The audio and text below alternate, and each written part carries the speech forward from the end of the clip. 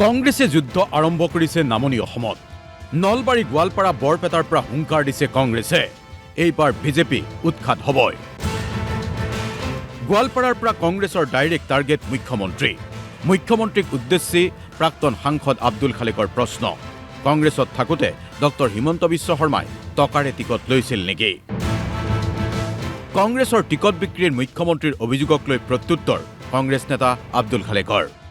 1996, 2001, 2006 আৰু 2011 টকা হিমন্ত বিশ্ব শৰ্মাক মই ৰাজহুৱাকে প্ৰশ্ন কৰিব খুজিছোঁ যে তেখেতে কাৰ পৰা কিমান টকাত টিকট ক্ৰয় কৰিছিল সেই কথা পাব্লিকলি জনাব লাগে। কাৰণ তাৰমানে কি হিমন্ত বিশ্ব শৰ্মাই টকা দি টিকট লৈছিল নেকি? হিমন্ত বিশ্ব শৰ্মাৰ কি ইমানো যোগ্যতা নাই নেকি যে হিমন্ত বিশ্ব শৰ্মাই কংগ্ৰেছৰ টিকট কিনিব লগা হৈছিল নেকি?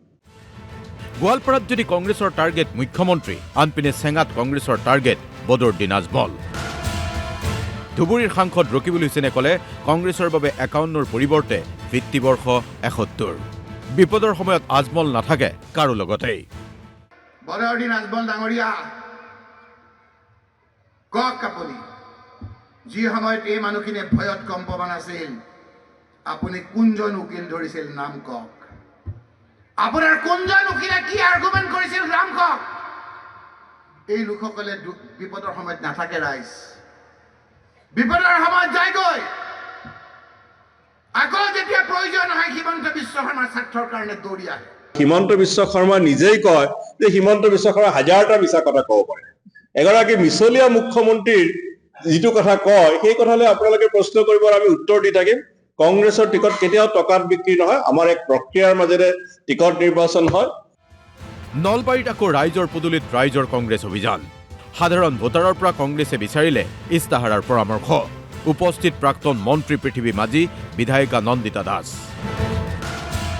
আৰু ইয়াতো প্ৰতিশ্ৰুতিৰ বন্যাৰেই কংগ্ৰেছে এক প্ৰকাৰ নিৰ্বাচনী প্ৰচাৰেই আৰম্ভ কৰিছে।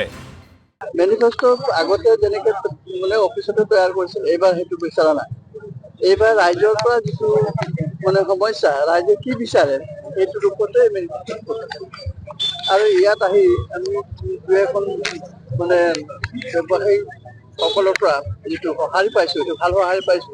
যিবোৰ সমস্যা আছে তাতে ফেচ কৰি আছে দৈনন্দিন জীৱনত, আমাক সেই কথাবিলাকৰ আমাৰ মেনিফেষ্টত অহাটো বিচাৰিছে আৰু আমি সেই বস্তুবিলাক লিপিবদ্ধ কৰি আমি মেনিফেষ্টত আমি আনিম। আমাৰ এইবাৰ মেনিফেষ্টো সেইকাৰণে পিপুলছ মেনিফেষ্টো বুলি দিয়া হৈছে আমাৰ মেনিফেষ্টোখনৰ নাম। লক্ষণীয় কথা এয়াই যে ইতিমধ্যেই ৰাজ্যৰ চুকে কোণে ব্যাপক হাৰত কংগ্ৰেছ বিজেপিয়ে নিৰ্বাচনী তৎপৰতা চলোৱা পৰিলক্ষিত হৈছে।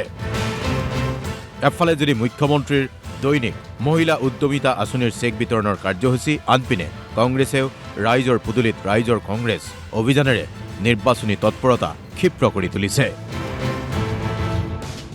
Bureau report DY 365।